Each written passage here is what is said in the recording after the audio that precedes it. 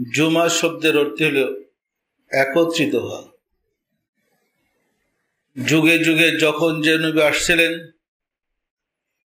নবী রাসূলগণ তাদের অনুসারীদের কাছে এক এক দিন নসিহত প্রদান করতেন।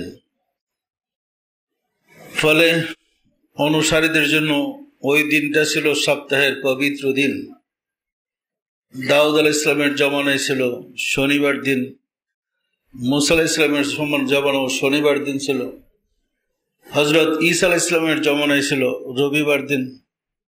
হযরত রাসূল পাক সাল্লাল্লাহু আলাইহি ওয়াসাল্লাম উম্মতে মুহাম্মাদীদেরকে একত্রিত হওয়ার জন্য সপ্তাহ একদিন আহ্বান করেছিলেন, সেটা ছিল জুমার দিন।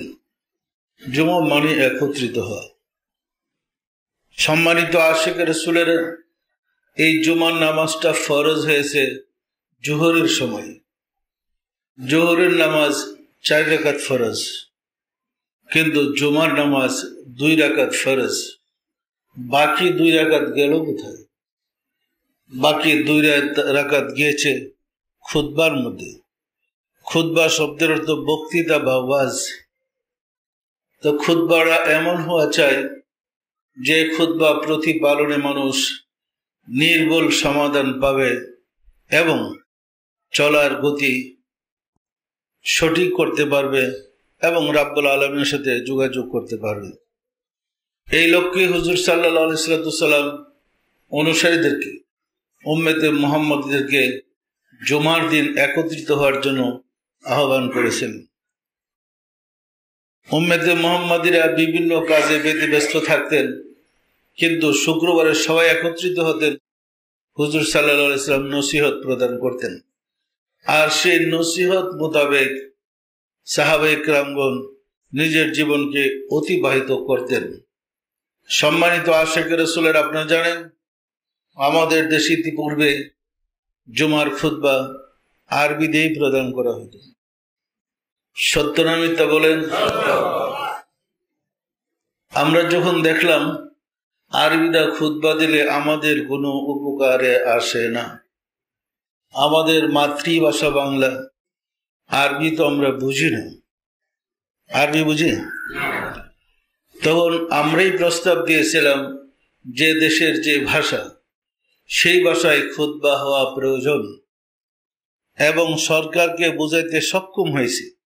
ফলে আজ বাংলাদেশের প্রত্যেক জুমার মসজিদে জুমার খুতবাটা অন্তত বাংলা দেওয়ার পরে দিলেও দেয়। কি বলেন? উপর থেকে নির্দেশ হয়েছে খুতবার অনুবাদটা শোনাই দিতে হবে। কথাটা ছিল খুতবাড়েই বাংলা তাদের, মানে কিছুটা তো মানল হবে। প্রস্তাব দিয়েছিলাম খুতবাটা বাংলাতে হবে প্রথম খুতবা, আর দ্বিতীয় খুতবা যেহেতু মোনাজাত বা প্রার্থনা, সেটা আরবি দিয়ে দেন। তো এটা সরকার মেনে নিয়ে বলছে অন্তত বাংলা খুতবাটা পড়ে দিতে হবে। কি বলছে, আমার কথা বুঝছেন? আমরা চেয়েছিলাম যে দেশের যে ভাষা, সেই ভাষাই খুতবা হওয়া উচিত। কারণ খুতবায় যিনি খতিব তিনি কি বলছেন আমি যদি না বুঝি, আমি পিছনে বসে তো ঘুমাইতে থাকবো।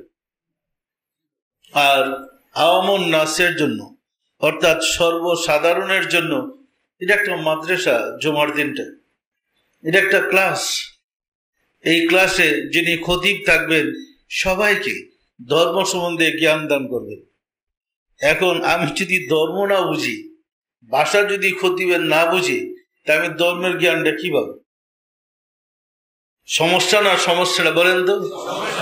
ফলে রাব্বুল আলামিনের দয়ায় আমরা প্রস্তাব করাতে, সরকারকে বুঝাইতে সক্ষম হওয়াতে আল্লাহ পাকের দয়া এটা কিন্তু চালু হয়েছে যে অন্তত খুতবার বাংলাটা সব মসজিদে পড়ে শোনাই দেবে। খুতবার বাংলা বলা হয় না, হয় না? কিছুটা মুসল্লিদের উপকার হবে না, হবে না? কারণ ধর্মে কি আছে আমি যদি নিজের ভাষায় না জানি, নিজের ভাষায় না বুঝি, আমি এটা পালন করব কিভাবে?